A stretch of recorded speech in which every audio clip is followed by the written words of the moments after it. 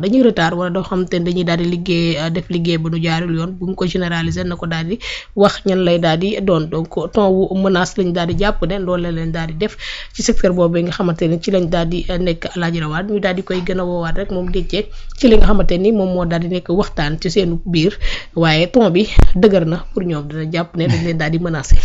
waaw gars yi xam naa ni moom li ñuy def sorewul ak ku jël li ma tegoon fii nga ni man naanu ma ko de. waaw ku moom xam ne nga bàyyi boobu. waaw loolu la quoi donc xam nga en fait dafa am benn affaire boo xam ni benn jour dama dégg Ousmane Sonko di ko wax mu ne pourquoi ñi nekk ci média bu ñuy wax li nga xamante ni doxul ci média rek ñu jàpp ne ñoom la ñuy waxal. pourtant chaque jour nit jóg ne waa administration fiscale ay dañoo jubadi wala bokk ay sàcc lañ sax la gars yi di wax moom nañ ma jégal terme bi. pourtant bu ñu waxee loolu. mu ne man mi nga xamante ni leer na ma ni man bokkuma ci je me sens pas visé. donc y a pas besoin de faire du corporatisme maanaam ñu ne tel groupe wala tel affaire dafa am ñoo xamante ni dañ ciy def naka sudul noonu wala dañuy def naka sudul noonu rek nga jóg fippu ne non man buñ ma ci wax buñ ma ci tudd et cetera non yow koy nekkal fi nga nekk rek yow boo ci nekkee tôt ou tard les gens sauront que ni yow bokkoo ci ñi ñuy wax xam nga Déthié li mu wax méttiwul te li mu wax loolu mooy liy dëgg. en vérité. c'est-à-dire dans ce pays il faut que rigueur dellu si fii il faut que nit ñi xam ni liggéey du caaxaan tu gagneras ton pain à la sueur de ton front la ñu wax la suñu borom wax Adam keroog ba mu koy génne fële ca paradis tu gagneras ton pain à la sueur de ton front donc da ngay liggéey dafa war a am coono da nga war a voilà àndut ak noflaay mais awa tu enfanteras dans la douleur donc àdduna ci boppam moo ànd ak coono ak douleur coono ak metti maintenant tey su fekkee dañ laa jox ab liggéey ñu jox la loo xamante ni ñëpp ko séq dañoo dajale dërëmu kenn ku ci nekk jox la ne la liggéeyal même su fekkee ni c'est un particulier moo la jox c'est-à-dire da nga cee war a def gëdd gi ci war encore une fois je vais rappeler benn anecdote boo xamante ni benn góor moo ma ko waxoon koo xamante ni mag la ku am expérience et tout ça mu ni ma Rawaan gi booy liggéey gis nga loolu ba mu ma ko waxee ba tey même dans le cadre de mon boulot li may liggéey te fayuma ko di ko def donc c'est-à-dire dama koy liggéey comme si dama joxe facture ñu fay ma yàlla xam na ko pourquoi may def loolu parce que en vérité c'est-à-dire quand tu perds en relation client dañ lay wax ne la un client satisfait c'est minimum 12 clients perdus client insatisfait un client insatisfait c'est au moins 12 clients perdus un client satisfait c'est en moyenne 1 à 2 clients de gagné. Bien sûr. dégg nga wax bi benn client boo satisfait c'est en moyenne 1 à 2 clients maximum 3 clients de gagné un client insatisfait c'est en moyenne 12 clients de perdu donc moo tax gars yi bu ñuy wax satisfaction client en vérité li ñuy rechercher mooy l'insatisfaction client fexee def le tout ba nga xamante ne client bi dana am lu mu bëgg. Bien sûr. parce que boo amul li mu bëgg li mu la mën a yàqal ngay daw doo daw li mu lay indil li mu la mën a yàqal ngay daw donc loolu góor gi dafa ma doon wax ne ma booy liggéey benn liggéey ba ñëpp ne sa liggéey baax na mënuma jàkkaarloo la liggéey bi et pose-toi la question est-ce que je peux pas faire mieux. mu ne ma il faut toujours viser l'excellence. Bien sûr. parce que boo amul l'excellence di nga am le très bien. wala le satisfaisant sax donc loolu mooy li nga xamante ni kii parce que gis nga liggéey boo ko defee ba pare mu ne ma boo ko defee ba pare maanaam ku fa romb day am question boo xamante ni tout le temps day ñëw mu ne bu dee liggéey bu bon la ku fi def lii dañ koy wax. bu dee liggéey bu baax la danañ ne ku fi def lii mu ne buñ nee ku fi def lii te muy liggéey bu bon ñoo ko fekkee te dañuy dégager seen responsabilité dañ naan la yow la bu dee bu baax moom mën nañ la ko sax bañ a wax donc nit ki pour man dafa am loo xamante ni ki lay wax naan la def ci rigueur da laa dimbali Déthié li muy wax gars yi bu ñu ko jàppee menace nañ jàpp ne da leen a dimbali. le Cheikh Ibra daan wax ne ku ko indil ndigal mu neexal la parce que ndigal liggéey la. bien sûr ndigal li mën na laa fekk ci loo xamante ni sax peut-être mënoo ko amoo nekkoo dans les dispositions pour def ko mais boo ko indi laa ndigal mu ne daf lay neexal parce que ki la indi ndigal ki la jox liggéey kooku da laa dimbali. le travail humanise la ñuy wax. bien sûr donc Déthié li muy wax bu ko gars yi jàppee menace nañ ko jàppee ak ndimbal. dañ ko jàppee benn besoin yëkkatiwaat niveau yi te loolu je pense que kenn ku ci nekk war ngaa sentir sa bopp concerné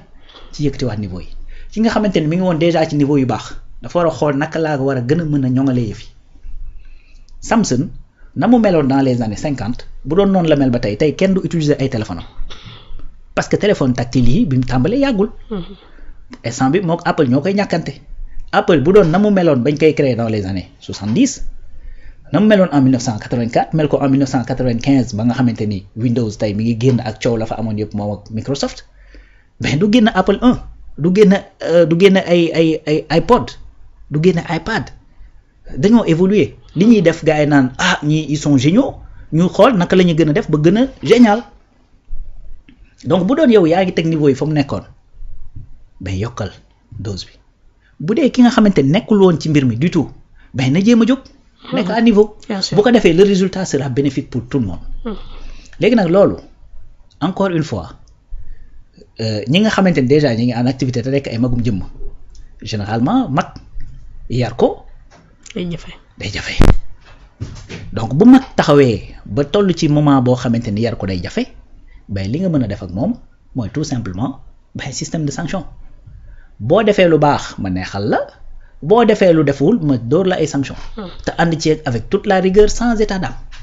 sanctionné wu ma la procédure yi ñoo la sanctionné dama koy appliquer tout simplement mooy li Bamba Cissé di wax léegi à l'Assemblée nationale ne je suis humanité laay doxalee li may def mais damay appliquer la loi dans toute sa rigueur et ma main ne va pas trembler loolu la mais loolu nag képp koo xamante ne da nga nekk dans le cadre bi nga xamante ni yëf yi yaa ngi koy teg ci yoon loolu doo ci am benn jafe-jafe benn problème doo ko ci am parce que bu ñëwee en réalité sax dañ lay dimbali sax boo defal ndànk éliminer la de la concurrence mais ki nekk nag ci ay tappale peut-être il peut se sentir effectivement concerné et qui se sent mauvais se mouche léegi nag je dis pas que le syndicat s'est senti mauvais le syndicat dafa def li nga xamante ni mooy rôle syndicat parce que syndicat nag mooy protéger ñi nga xamante ni ñoom nga ëmb ngir seeni intérêt di mën a ñoŋ loolu mooy rôle syndicat mais je crois que fi ñu tëjee ci li fi syndicat bi tëjee ci texam am na solo mooy ibbeeku nañu pour mën a waxtaan ak ki nga xamante ni mooy le ministre et tout ça mais dafa am loo xamante ni kenn du ko waxtaanee c'est-à-dire liggéey bi moom bu ñu dajalee say dërëm suñuy ñaar dërëm suñuy juróomi dërëm dajale ko ba mu mat benn kii parce que presse bi moment bi mu xewee c'est-à-dire c'est un moment qui est extrêmement difficile très difficile donc presse bi ku ne xam na ni réew mi dafa am une situation économique bu méttee métti bu tara donc ci biir situation bu boo fi dajale fi ba am fi benn ay ressources endogènes mais je pense que c'est-à-dire da nga ko war a dugal foo xamante ni leer na ni dafay jur résultat pour ci ña nga xamante ni ñoom nga jëlee woon ko par yooyu donc encore une fois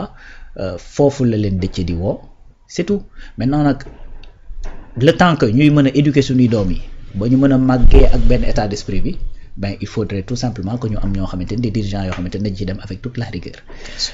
maanaam gis nga Déthié li mu wax gis nga am na réew yoo xamante ni par boo demee fii Maroc nga xam bon c'est vrai que ñoom royaume la ñu yor et tout ça ak yooyu mais sur le cadre liggéey moom sa waay duñ ko réinventer on réinvente pas la roue xam nga donc ni ñuy créer entreprise foofu créer BTP machines yi ñuy liggéey fii ainsi de suite mais gis nga li muy wax naan suñ ma joxee délai date mu ne damay jël dañuy defar un document bu ñuy wax chaque chantier quels sont les délais et que délais yi dinañ ko respecter par A ou B mais d'autres pays noonu la ñuy def c'est-à-dire fii dañu daan jëwee roi bi sax naan boo ko joxee délai li muy def mooy day toog jàpparam ba délai bi agsi mu ñëw taal ay kiiw ànd ak ay ñoñom ñëw ne day inaugurer si bu fekkee mu pare tant mieux pour yow mi liggéey su fekkul mu pare li gën a woyof li la mën a dal mooy Maroc moom dootoo fa am liggéey boo deful ndànk sax nga dem ci kaso bi donc rigueur boobu boo ko defee effectivement mu ngi noonu au Japon j'ai vu benn vidéo boo xamante ni le train TGV bi dafa def retard de xawma 30 moins d'une minute bi conducteur bi ñëwee dafa gaaree ci gare bi wàcc di excuser wu ci clients yi nga xamante ne dañoo taxaw prosterné wu nii di excuser parce que dafa def retard boo xamante xawma 2 minutes la xawma moins d'une minute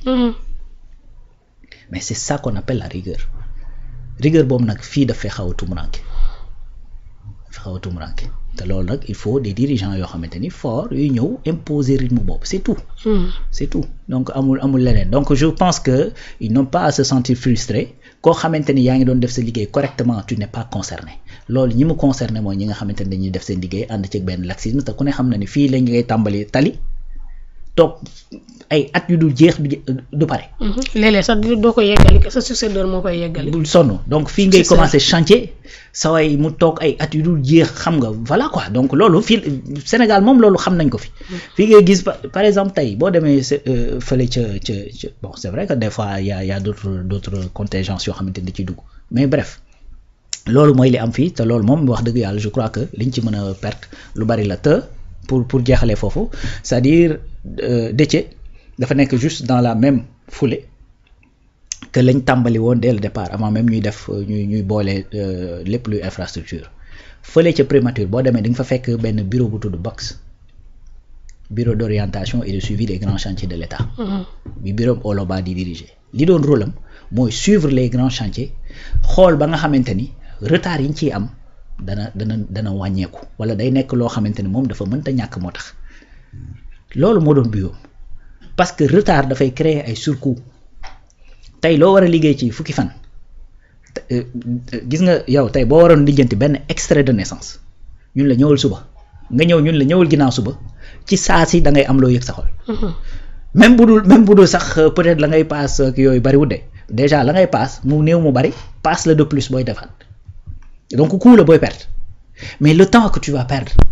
delluwaat foofu alors que waroon nga dem ci beneen liggéey et cetera donc dafa am un coût économique et puis dafa am un coût financier boo xamante ni dafay am ci retard yi nga xamante ni moom la chantier yu mag yi di am donc loolu mooy li nga xamante ni mooy la vérité et que loolu pour ñu mën koo juguler tout simplement l'État va mettre les moyens et va t'obliger à faire les résultats qu'il faut donc loolu kese la État mooy indi ay moyens indi ay investissement am tegal la nag rigueur ak xatiir bi nga xamante ni moo ci war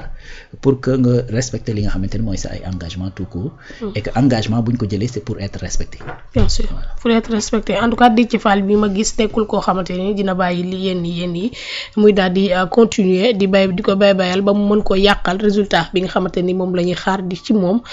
bis bu ñu demee ba ne dañ koy changer wala bis bu ñu demee ba li nga xamante ni moo ni mandat bi jeex su boobaa dina mën a am la tête haute fierté wane ne moom secteur bi ñu ko dénkoon lépp li nga xamante ni moom moo ci war def na ko donc kenn du ko yàqal. oui xam nga Déthié souvent ma wax ne Déthié en fait Déthié réew mi li nga ko dénk li nga ko dénk gis nga Déthié Mabouba Serigne Gueye Diop Cheikh Diba Abdourahmane Sarr maanaam gis nga ñooñu liñ leen dénk gis nga Abdourahmane Sarr ak Cheikh Diba c'est-à-dire dañoo calme noppi nekk ci seen ruq moo tax les gens ne se rendent pas compte à quel point li leen dénk surtout moment bii ñu leen ko dénkee la nekk lu difficile la nekk une mission boo xamante ni c'est extrêmement périlleuse mission bu difficile lañ leen dénk mais c'est des man je pense que ñooñu en fait d'ici quelques années en fait Sénégal dina leen delloo njukkal te dina leen defal li nga xamante ni man je pense que les plus hautes décorations yi nga xamante ne dafa war a am ci réew mi ñooñu dinañ ko mériter parce que ils sont en train de redresser quelque chose boo xamante ni yombul Sénégal fii ñu toll nii yàlla xam na ni bu fekkoon ni ci yenn pays yi la wala amuñu woon yenn ñi nga xamante ni am nañ yenn xarañte gi ci ay coow yu dul jeex lay lool mais heureusement que les autorités ont tellement compris que dañoo def pacte de stabilité sociale et tout ça et malgré loolu gis nga da ngay gis ay quelques yëngu-yëngu mais gis nga loolu su amuloon c'est-à-dire chaque jour di nga gis ñoo xamante ni dañuy génn du yëngu-yëngal parce que la situation est difficile et c'est tendu tey boo ñëwee ci fi nga xamante ne mooy administration dañ lay wax ne la ba léegi salaire yi tout est ok mais l'administration sénégalaise c'est moins de 200 000 Sénégalais donc ci ñi nga xamante ne dañoo actif nekkoon ci biti regarde les ambulants nii nga xamante ne réorganisation espace public bi noonu la demee malgré ça ñu toog comprendre parce que am na loo xamante ni effectivement les autorités fexe nañ ba comprendre loo leen ko mais également gis nañ ne ñi nga xamante ne ñoo yor loolu surtout ci wàllu finance ak économie di ko doxal ñi ngi def ce qu'il faut pour corriger le tir et que malgré la situation mu néew mu bari ay wàññi mi ngi am déjà dañoo maîtriser woon inflation benn prix yokkul au contraire ñu ngi nekk di wàññi ci situation bii Sénégal dund c'est-à-dire loolu ñu bari mën da leen di jaaxal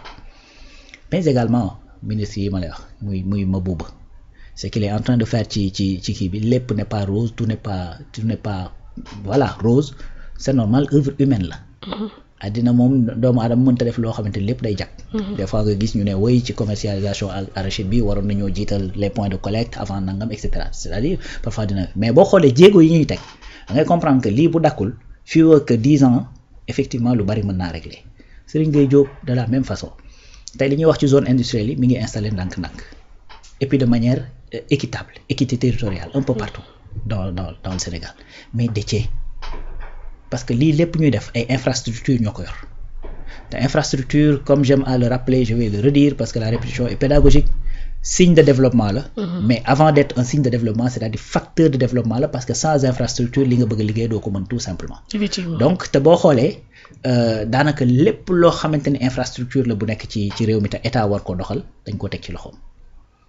loolu mooy li nga xamante ni moo daal dafa def ay li mu def ci ay passation de service moom kenn xamul lu mu taal tu vois donc tey rien que port de Ndayane ben chantier bu toll nii la gan di chantier la donc rien que effectivement yeneen extension yi def ci yeneen port yi rien que li nga xamante ni mooy tronçon Dakar Tamba bi te Dakar Tamba après il faut Kidira parce que Kidira en vérité moom moo gën a jege la frontière malienne tu vois donc te dafa amoon Dakar Kidira loolu dafa amoon raay bi dafa demoon ba Kidira donc moom aussi ci di ko def dans le cadre de l'équité territoriale nga xam ne y a des chantiers au nord au sud au centre à l'est à l'ouest donc moo tax may wax ne Déthié réew mi lañ ko dénk loolu nag buñ la ko dénkee c'est-à-dire non seulement d'attendre ci sa propre gestion il faut que nga def ci encore une fois cette rigueur bi nga xamante ne moom la Déthié di woote parce que ñañ fi dénkoon ay ministères yoo xamante ne dañoo am doole à ce point après bu ñu fa jógee dafa am ay jafe-jafe yoo xamante ne dañ ko am parce que li ñu leen dénk rëy donc il faut vraiment une très bonne organisation mais également benn rigueur boo xamante ni comme ni mu ko waxee benn rigueur martiale boo xamante ni da nga koy teg sur la table sinon boo deful ndànk après am na yoo xamante ni bu la échappé rek mën na laa indil ay jafe-jafe yoo xamante ni après doo xam foo koy waxee donc il faut cette rigueur c'est beaucoup d'argent lañ ko jox li mu am ci crédit c'est 716 milliards li mu am ci engagement c'est 728 milliards donc loolu c'est voilà c'est énormément d'argent presque 1400 et quelques milliards presque 1500 un peu moins donc loolu xam nga du loo xamante ni ay caaxaan la ba moo tax c'est-à-dire cette rigueur bi mu ci war a def c'est nécessaire beneen affaire tamit mooy fa alal ji di jóge donc moment bi ku yërëmu Sénégal war ko bàyyi nag ay kiiwam ay dërëmam yi nga xamante ni moom la dajale quoi. voilà ku saraxul gumba war ko bàyyi ak yelwaanam mu ngi noonu ba tey dañuy def assemblée nationale tey le ministre de l'intérieur Ahmed Bamba Cissé moom moo fa daal di nekkoon moom it di daal di défendre li nga xamante ni moom moo di ci budget am concernant marathon budgétaire bi nga xamante ni moom moo daal di am ci budget 2026 moom Abdoul Mbow député bu APR da ko daal di interpellé ci li nga xamante ni moom moo daal di xew ca université mu daal di koy wax ni ko nekkatoo ki nga xamante ni moom moo di